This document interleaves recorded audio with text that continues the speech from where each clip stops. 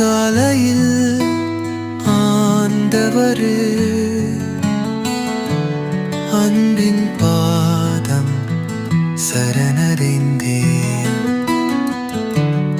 அதிசயமே உம் நாமம், அற்புதமே உம் ஆசீர். ஆராதனை என் அற்புதற்கே. அல்லேலூயா ஆமென். இன்பமுரதன் இசை பாடவே மினியனல் ஓசையாறு.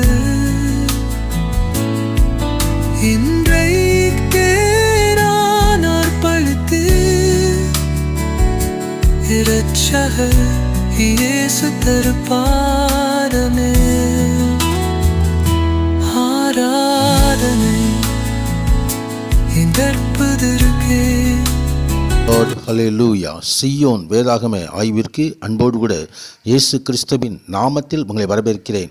இன்று தினத்திலும் எசேக்கியேல் தீர்க்கதரிசன புஸ்தகம் முதல் 3 அதிகாரங்களை தியானிக்க சர்வவல்லமையுள்ள தேவன் நமக்கு கிருபை பாராட்டுவாராக. பாபிலோனிய சிறையிருப்பின் ஆரம்ப வருடங்கள் கிமு 593 முதல் 571 வருடம் வரைக்கும் பாபிலோன் தான் எசேக்கியேல் புஸ்தகத்தினுடைய வரலாற்று பின்னணியாயிருந்தது. 3 நிலைகளாக எருசலேமிலிருந்து பாபிலோனுக்கு யூதர்களை நேபுகாத் நேச்சார் சிறைபிடித்து கொண்டு சென்றார். கிமு 605 தேர்ந்தெடுக்கப்பட்ட சில யூத வாலிபர்கள் பாபிலோனுக்கு கடத்தப்பட்டார்கள்.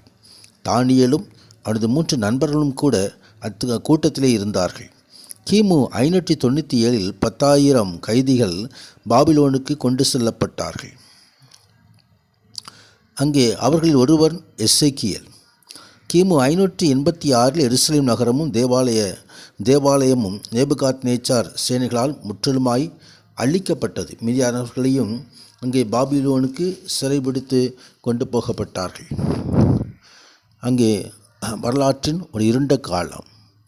அந்த நாட்களில்தான் எசேக்கியேல் தீர்க்கதரிசன ஊழியம் நடைபெற்றது. எசேக்கியேல் என்று சொன்னாலே தேவன் பலப்படுத்துகிறார் என்று அர்த்தமாம். கர்த்தருடைய நாமத்துக்கு மகிமை உண்டாவதாக. இந்த எசேக்கியேல் ஒரு ஆசாரிய குடும்பத்தில் தோன்றி தன்னுடைய முதல் 25 வருடங்களை எருசலேமிலே கழித்தார். கிமு 597 கைதியாக பாபிலோனுக்கு கொண்டு செல்லப்பட்டு தேவாலயம் ஊழியம் செய்யும்படியாக ஆசாரிய பயிற்சி பெற்று கொண்டிருந்த அந்த வேளையில் 5 வருடங்களுக்கு பின் 30வது வயதிலே தீர்க்க தரிசன அழைப்பையும் தெய்வீக நியமன அழைப்பையும் எசேக்கியேல் பெற்றார். அதன்பின் 22 ஆண்டுகள் உண்மையாய் தேவனுக்கு ஊழியம் செய்ததை நாம் காண முடியும். கர்த்தருடைய நாமத்துக்கு மகிமை உண்டாவதாக. இங்கே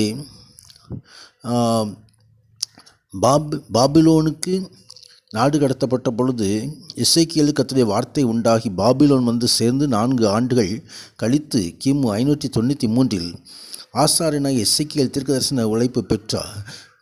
கேபார் நதி அண்டையிலே குடியிருந்திருக்கலாம். பாபிலோனுக்கு தென்கிழக்கு பகுதியில் 50 மைல் தூரத்திலே ஐப்ராத்து நதியில் கப்பல்கள் கடந்து செல்லும் கால்வாயாக அந்த பகுதி இருந்திருக்க வேண்டும். சிறையிருப்பின் காரணத்தை விளக்குவதும் எருசலேமின் வீழ்ச்சியை முன்னறிவிப்பதும் சிறையாக்கப்பட்ட மக்களை மீண்டும் தேவனிடத்தில் கொண்டு வருவதும் தேவன் அவர்களை புதுப்பிப்பார் என்ற வாக்குத்தத்தின் மூலமாக நம்பிக்கை கொடுப்பதுமே எசேக்கியேலுடைய முக்கியமான ஊழியமாக இருந்தது. அங்கே தேவ மகிமையும் பரிசுத்தத்தையும் குறித்த தரிசனம் எசேக்கியேலுக்கு கொடுக்கப்பட்டது. சிறைபிடிக்கப்பட்டவர்கள் மத்தியிலே செய்யப்பட்ட அவனுடைய ஊழியம்க்கு அது தரிசனங்களால் நிறைந்திருந்தது. அங்கே 4 ஜீவன்கள், அது கேருபீன்கள் என்று அடையாளம் கண்டு கொள்ளப்பட்டது. மனிதர்களுக்கு தேவனுடைய மகிமையும் பரிசுத்தத்தையும் வெளிப்படுத்தும்படி தெய்வீக சிருஷ்டிப்புகள் தான் இந்த கேருபீன்கள். கர்த்தருடைய மகிமை உண்டாவதாக. அந்த தரிசனத்தை ஆண்டவராகிய தேவன் எருசலேமுக்கு கொடுத்தார். கர்த்தருடைய மகிமை உண்டாவதாக. தரிசனத்தின் முக்கியத்துவத்தை இந்த வசனம் 28வது வசனம் வெளிப்படுத்துகிறது. மழை பெய்யும் நாளில் மேகத்திலே வானவில் எப்படி காணப்படுகிறதோ அப்படியே சுற்றிலுமுள்ள அந்த பிரகாசம் காணப்பட்டது. அதுவே கர்த்தருடைய மகிமையின் சாயலுக்குரிய தரிசனமாக இருந்தது. அதை நான் கண்டபோது முகங்குப்புற விழுந்தேன். அப்பொழுது பேசுகிறவருடைய சத்தத்தை கேட்டேன் என்று சொல்லி 2வது அதிகாரத்திலே எசேக்கியேலுக்கு அழைப்பு கொடுக்கப்படுகிறதை குறித்து பார்க்கிறோம்.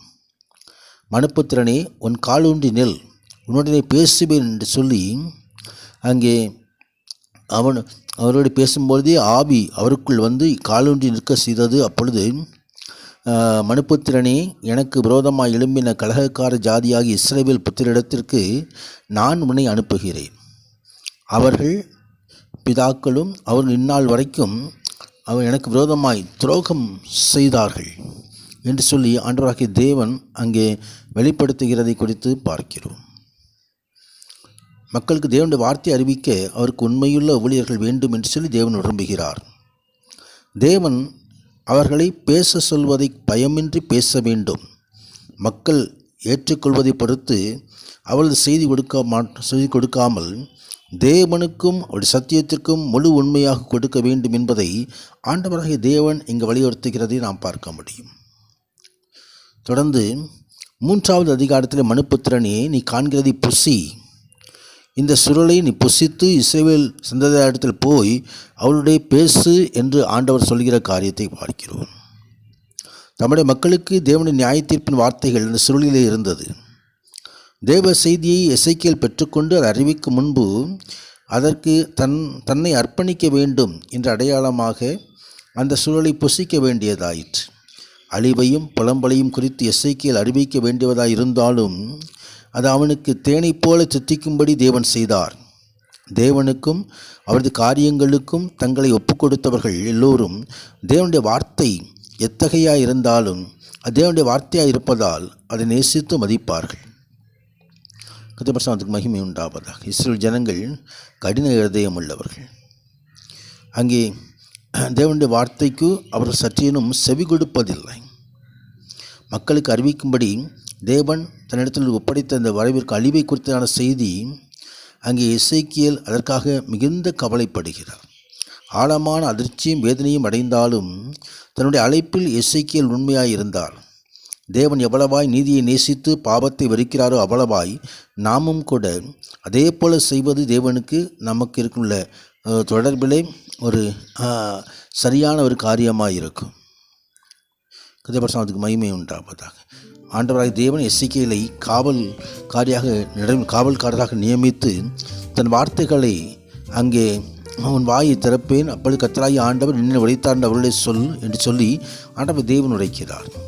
கர்த்தருக்கு மகிமை உண்டாவதாக. இந்த வசனங்களை வாசிக்கிற நம்ம வாழ்க்கையிலும் தேவன் நம்மளே செயலாற்றும்படி நம்மை ஒப்புக் கொடுப்போம். உன்னதனான தேவன் மகிமையான காரியங்களை செய்தருள்வார்கள். பரிசுத்த நாமத்திற்கு மகிமை உண்டாவதாக. ஆமேன், ஆமேன்.